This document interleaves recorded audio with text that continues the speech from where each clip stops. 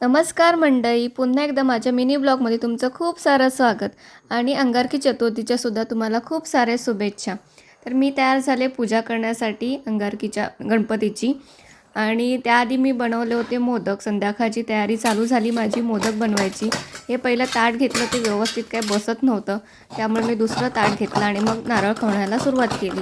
सारण वगैरे बनवून झालं आहे आणि माझे मोदक खूप छान होतात. एरवी बाकीचे कुठचे पदार्थांमध्ये कमी जास्त होतं, तर पण मोदक म्हटले तर माझे मोदक खूप छान बनवले जातात. मेन म्हणजे सगळ्यांना आवडतात म्हणून म्हणते मी छान बनवले जातात. एरवी काही ना काहीतरी दुसऱ्या पदार्थांमध्ये कमी जास्त होतं.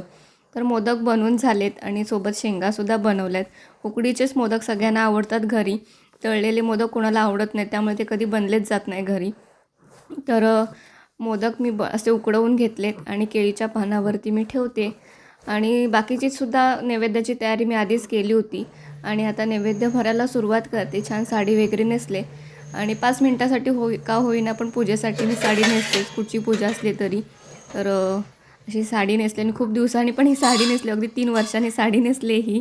देवाची पूजा वगैरे झाली आणि आम्ही नैवेद्य दाखवला आणि जेवलो.